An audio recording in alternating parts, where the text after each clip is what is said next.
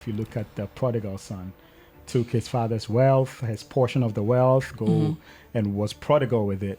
And so he lost everything, and then he came back. Moral of the story being that you can lose your worship, you can backslide, you can do anything, but God is the Father at the top of the building waiting for you to come. So he comes to hug you. So just as you're saying, don't think about it, just come back. And sometimes we have this notion that, well, I lost my worship, God doesn't love me anymore. God will not listen to me anymore. I went so far back that when I look at how I was, and now I think God is angry with me. That notion is of the devil to keep you where you are. Exactly. Yeah. God is that Father on top of the building, just waiting for you to show up. So he comes to hug you.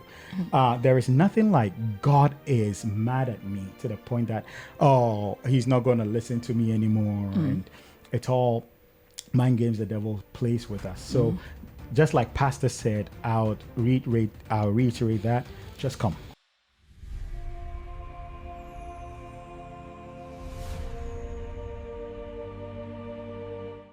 Dr. Noah, please, my next question will be, how do I come back to worship? How do you come back to worship? That's good. There's no any formula other than to come. Yes, I've gone through all those things. How do I come back? I think I'm just going to also just, because we can say it that it's as simple as that, but it's the reason why they've been drawn away. Some is because of maybe hurt could be from church, could be from fellow Christians. It could be, some people is just because of prayer that are not answered. Some people are angry with God.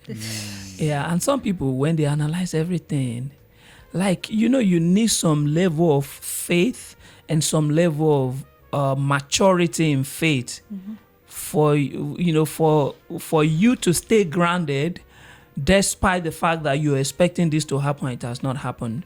There's been cases of people maybe because they were expecting the fruit of the womb for X number of years, they never had it. And like, we've prayed, we've fasted, we've done this, we've done that. And sometimes a lot of us are not even in a position to counsel them, because what are you going to say? You understand? So it would take God to minister to those people, and then also to take us, other Christians, to genuinely show love, help. You understand? So coming back, there will be people who have that individual drive to want to come back, because they realize that just like the prodigal son, I've taken the wrong turn. I think I know what I used to get when I was with God, let me go back. But there are some people that would need, iron sharpens iron. That's what scripture said. They would need the help of other people. That's why as believers, we have to be loving to each other. If you see people who are taking certain steps, don't condemn them and just push them away. Find a way, how can we help? What can I do to help you? Well, what you're going through. If you have stories, you can share with them. If you have scripture, you can share with them. Pray also. We can intercede for people. Right. But I'm just talking about what we can do as believers generally. But for an individual, I think it's just come. Do whatever way you can come. Just come. Just come. Yeah. I think I absolutely agree. If you look at the prodigal son, took his father's wealth, his portion of the wealth, and was prodigal with it. And so he lost everything, and then he came back. Moral of the story being that you can lose your worship, you can backslide, you can do anything, but God is the Father at the top of the building waiting for you to come. So he comes to hug you. So just as you're saying, don't think about it, just come back. And sometimes we have this notion that, well, I lost my worship, God doesn't love me anymore. God will not listen to me anymore.